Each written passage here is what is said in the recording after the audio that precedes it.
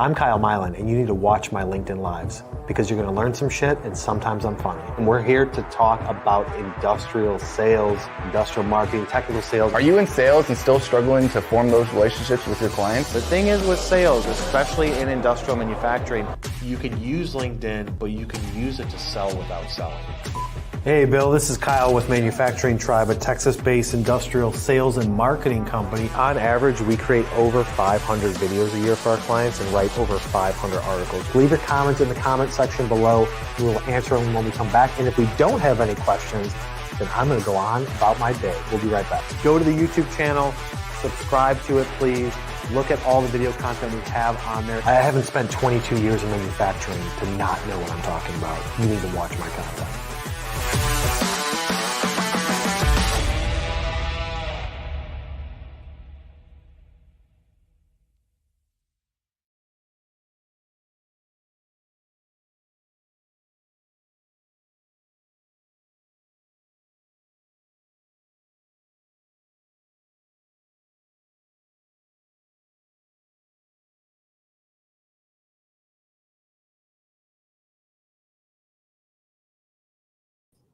What's up, guys? I'm Kyle Milan. Today we are live to talk about sales. Before we jump into it, for those of you that are watching on YouTube, hit that subscribe button. For those of you on LinkedIn, go over to YouTube, subscribe, and turn on notifications. We have, what is it now, Laura?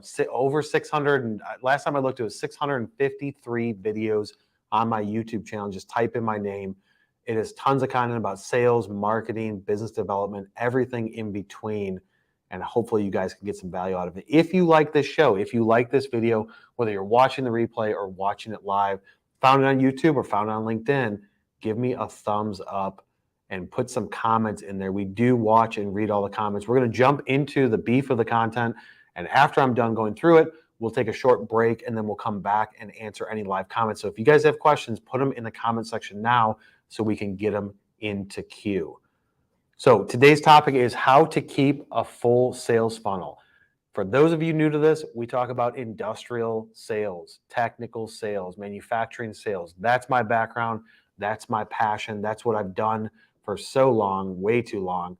And that's who we help on a daily basis. Marketing people in manufacturing and industrial, and then also salespeople, because those two industries and those two departments have to go together. The salespeople need to know what marketing is doing. Marketing has to help the salespeople. But today we're talking about how to keep your sales funnel full. This is a common problem.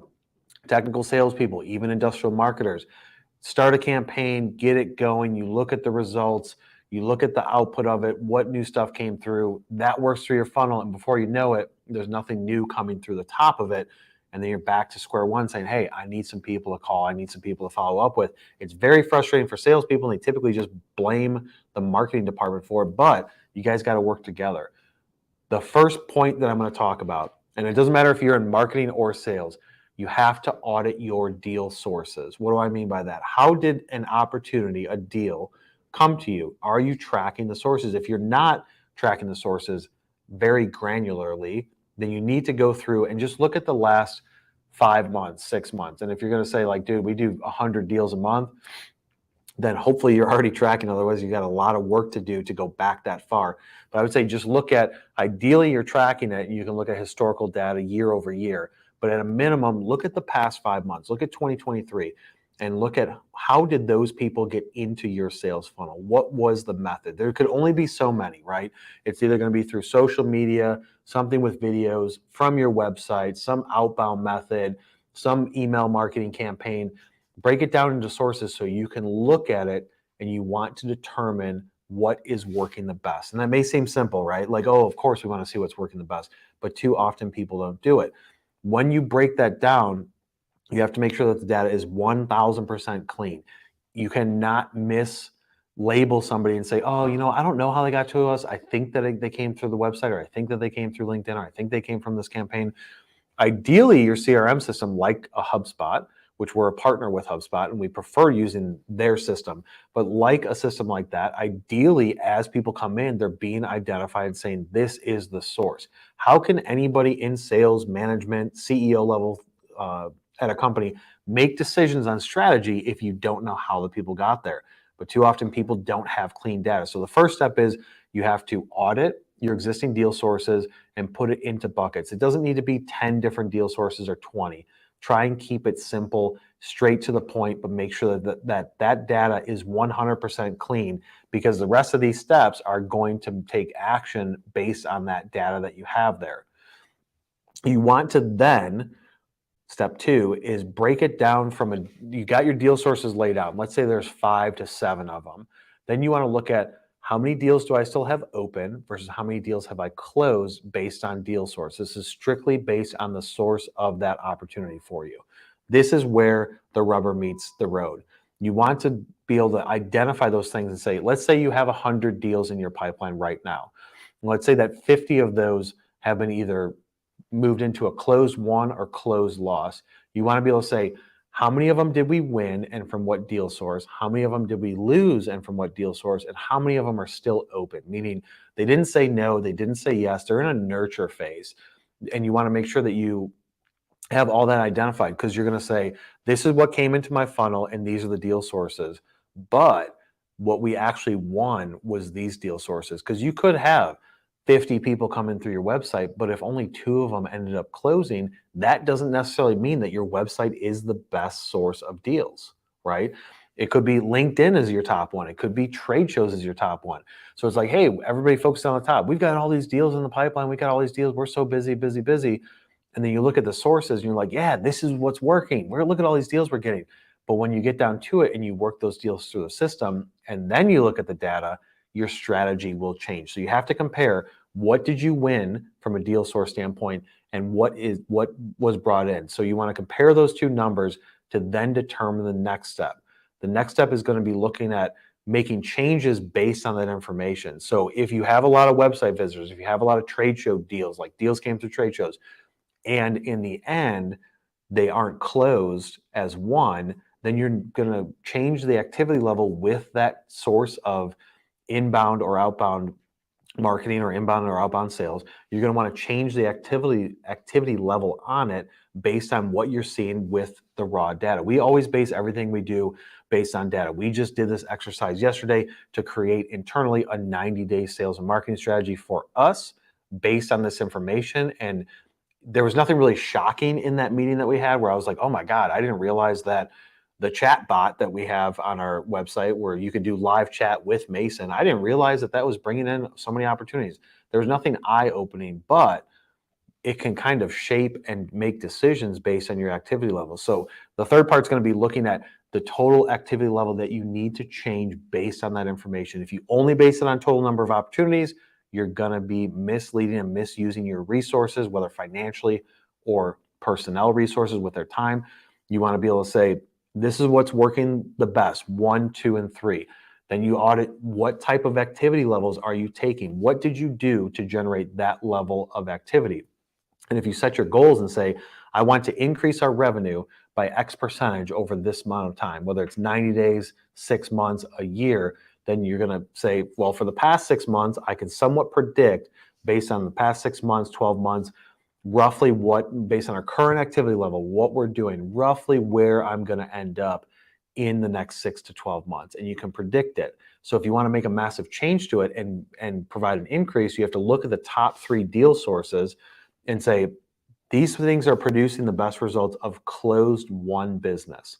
Or maybe in your sales stages, you've got a stage where it's not just nurture, but it's like waiting on signature, waiting on contract, something that where it's a high probability that it's going to close. You can kind of take that data into consideration and say, even though this deal source of X, Y, and Z hasn't closed the most, it does have the highest probability. And over the next 30 days, we're going to see some things funnel from the top of the funnel into a closed one. So you don't want to immediately make your decision on that. So you have to somewhat take that in consideration. But if you look at it and say, this is what we've been doing, this amount of output to get this much back to us, and these are the sources, and this is how many, let's say it's phone calls, phone and email tag team. That's one that we use internally a lot. We're email marketing to them and using the phone to follow up, or we're doing cold calls, following up with emails. That's what we call an email and phone tag team. If that thing is not producing anything, then we have to first audit, what are we doing? Is it the people we're going after? Is it the frequency that we're going after? Are the emails not working? What's the open rate? You could dig deeper into that. On the flip side of it, the phone, if you're making 500 calls a week, 1,000 calls a week from your entire team or from one person, is who they're calling the best contacts? Is the list that you're getting, whether it's through someplace like Zoom Info or from some other third party, is the list you're getting accurate? Is the script that they're saying accurate? Is the way that they're doing it accurate? So you want to look at all of that information to be able to say, are we doing it the right way? Like, is this really not working? Should we just throw it out and say, dude, this is not working. We don't want to invest any more time and resources into it. Maybe it's trade shows. Maybe you look at trade shows and you're like, I spent $100,000 in the last 6 months on trade shows. It's resulted in 52 opportunities, but 20 of them closed loss, or they just ghosted us, and we only closed 2 deals for $15,000. That's not a good ROI. So you want to take a closer look at it and say, is it us that's messing some things up? Is it the top of the funnel that's messing things up? Are we going after the wrong people? Is the way that we're executing it not the best method? So before you just throw something out as we don't want to invest time or energy into that, you first have to audit it and see what are the variables in that source. So for us, we looked at it internally yesterday and said, these are the 3 things that are working the best. We kind of knew what 3 things were going to produce the most amount of opportunities for us and also close the most amount of business. Then we say, all right, if we want to go from point A to point B, and it's a 2, 5, 10x multiplier of performance, then we have to change what we're doing to then provide an increase in a multiplier of who's getting brought in. So for instance, if you're doing calls and you're doing 50 a week and you're like, this is actually working, for the next 2 weeks, 3 weeks, increase the level of your calls, the number of your calls from 50 to 100, just double it and test it and audit it back to see, did it provide any sort of increase down the road of opportunities? If you're getting a lot of deals from LinkedIn, increase the frequency that you're posting, increase the number of connection requests you're sending, increase the messages that you're sending out to people. So you want to cast a wider net on that and then go back and audit it, which is really like the 4th step, is you have to audit the after 30 days to see if what you did made a positive impact. Because if it didn't, then you don't want to continue down that path. You want to make an adjustment, especially if you have a timeline to get this done. So for us, it was a 90-day example, a 90-day process where I said, I want to go from here to here in the next 90 days. In order for us to do that, we need to look at these 3 to 4 key areas of sources. Here's what we're currently doing. We know if we keep with this current path, we're going to roughly get the same amount of growth that we've seen over the last 90 days.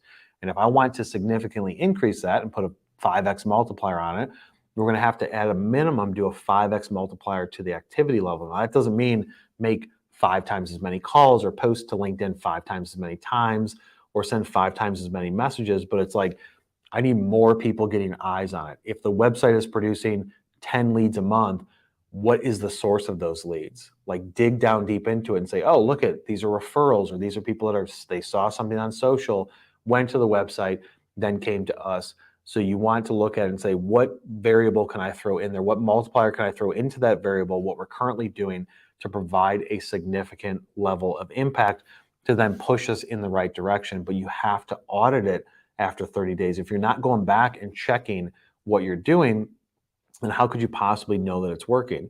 Now, some of you in industrial manufacturing may say, but Kyle, my sales process is so long. It takes 6 months for me to get somebody into my pipeline. Or when I have a first conversation, it's 6 to 9, 12 months later before I can close it. I totally get that. And if that's the case, you're not going to say, I'm changing this activity level today, and in 30 days, I'm going to see, did I close more deals? But you should be able to audit and say, are there more activities? Are there more opportunities? Am I booking more meetings? You have to figure out what is the KPI that you can track for yourself. Is the phone ringing more often? Are people having more conversations? Are there discovery calls happening? Meetings in place? Things like that. You have to figure out what is the property that you can track and that you can say, when I do this, I know that it should increase these different areas.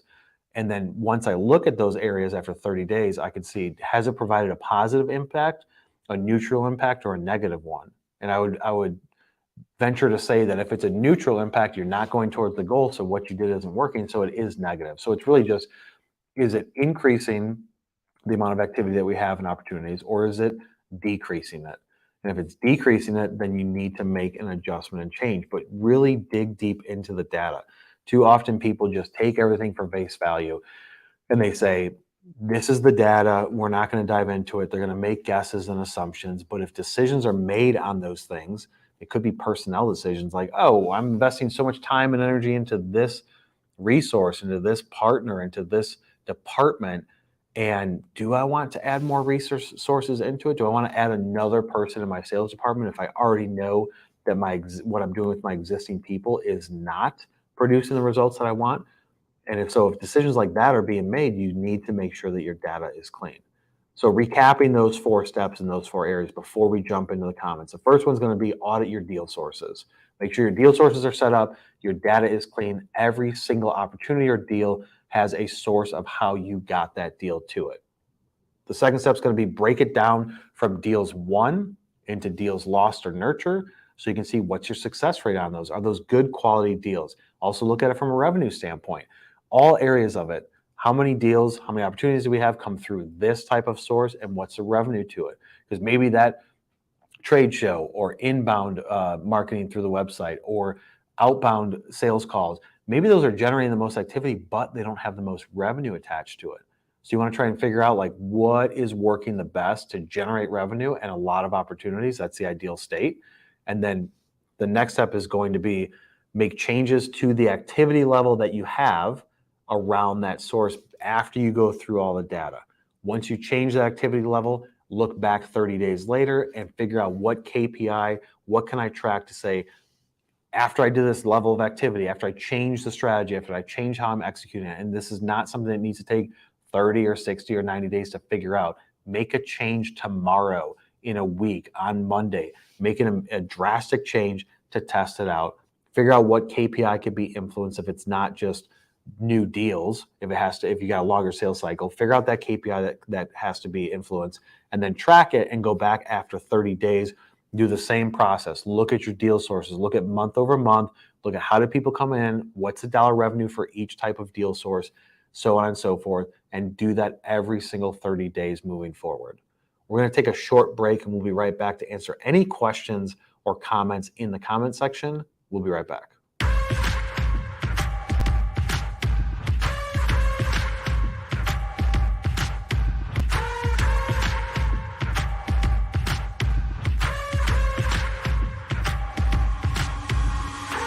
How should I go about cold calling?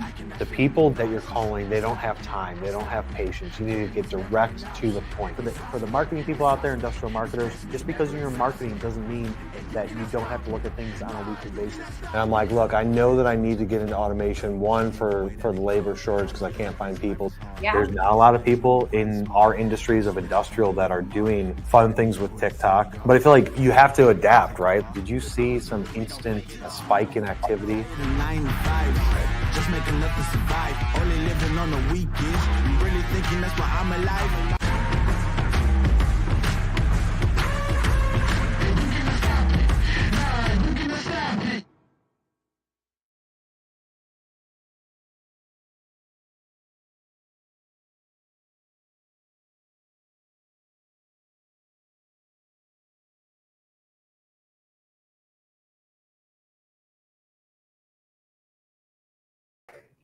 What's up, guys? We're back. We're going to, as always in the show, jump to the comments. Laura's going to go through it, see if we have anybody that is paying attention to this live, or if you guys are just too busy with your day and watching it on replay. What do we got, Laura?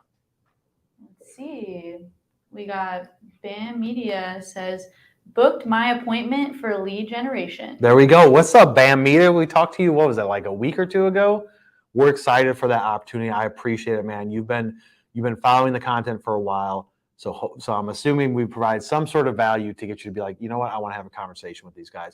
That's great. We love that. We don't have to have that though, right? Like the goal of this show, the goal of us producing content is just to educate people out there and provide them with tools that they can use themselves. But in a lot of situations, people are like, dude, I just don't have the time to do that. We've got the wrong partner. People on my team are missing.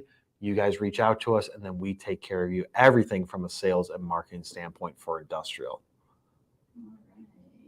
We got Patrick says, KPI and the end client knowing how to see them and interpret them are critical. How do you do this? Okay. So there has to be a level of communication, right? So if you have to be able to look internally and say, is this customer a good fit? So let's say we bring in 20 opportunities and it's like, hey, our KPI is just opportunities. And that's what we're being paid to do. But if the opportunities are garbage, then we're not really being successful. So we have to look at it from a standpoint of that's the first step, is bring awareness and attention around a brand. Then from there, generate opportunities. Then from there, look at, did those opportunities close? Are they the right type of opportunities? Which you can usually do once you bring an opportunity in. The internal team will be able to say, yes, this is a good fit, or no, it's not. But you don't want to look at the fluffy metrics of just, hey, we brought in 20 opportunities. If the internal team says these are not good opportunities, then you're fishing from the wrong pond. And you need to go and find other people to go after. But you have to look at the end ROI. Did what this activity, these resources that we put into it, did it generate revenue in an ROI that I'm comfortable with?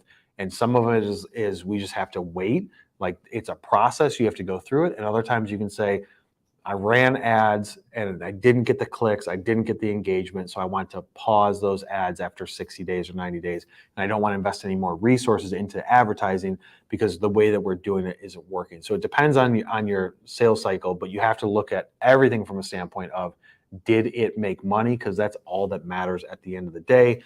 There could be some residual effect. It could be, this didn't make us money right now, but I know it will in 3 months, 6 months, or 12 months. As long as you have that understanding up front, and your expectations are what they should be, and everybody's on the same page, then you should be good to go. All right, Laura's throwing her hands up. That means that we don't have any more comments. For those of you guys on LinkedIn, jump over to YouTube and subscribe. We looked at our subscriber rate and our watch rate, and we were looking at it yesterday. I'm like, what's crazy is that 82% of our views on our channel come from people that are not subscribed to it. Now, we get a lot of views, a lot of watch time and hours. We get a lot of views on our content on LinkedIn, but then on strictly on videos on YouTube, we get a ton of watch time. That channel has grown significantly, primarily because we keep on putting out more and more videos every single week. But I looked at it and said, 82% of these people watching are not subscribed. We need to get some subscriptions. So if you guys are watching this and there is at least one piece of information, one nugget that you said, I got value out of that, I would greatly appreciate it if you could subscribe to the YouTube channel and turn on notifications. So that way, every single time we post something, hopefully you get more and more value out of it and you get notified so you can jump in. There should be some sort of lesson, something that provides value, and then you can implement that action that you need to take, or whether it's immediate action of doing an activity or just changing your strategy, change the way you're thinking about it. But we always want to try and provide as much value as possible. We would appreciate it if you guys could subscribe to the YouTube channel and share it with one person that you know at a minimum. Anything else, Laura, last minute? Patrick says he subscribed to the YouTube channel too. Thanks, Patrick. Appreciate that, man. We good? Laura gave me the thumbs up. That means it's time to close out. So again, guys, I appreciate you looking at this, whether it's on replay, LinkedIn, YouTube. Go over to the YouTube channel, hit that subscribe button, turn on notifications, go through our playlist. There's tons of information. We're going to be pumping out more and more content every single week. That is Laura's main role, is that she manages my brand and the company brand, and she is busy making all these videos and all the short form content that you guys see. So in the comment section, give Laura an applause and say that she's doing a great job. She's blowing kisses to the camera. So guys, that'll wrap it up for today. Laura, do we have a show next week? Not next week, but the week after. Okay, the week after, supposedly. If you guys are like, dude, Kyle, we want to see you live more often and engage with you, then put that in the comment section. Laura reads those comments and she will say, you know what? We're going to be going live once a week again. And she'll figure it out and fit into my schedule. So guys, with that being said, we will see you on the next one.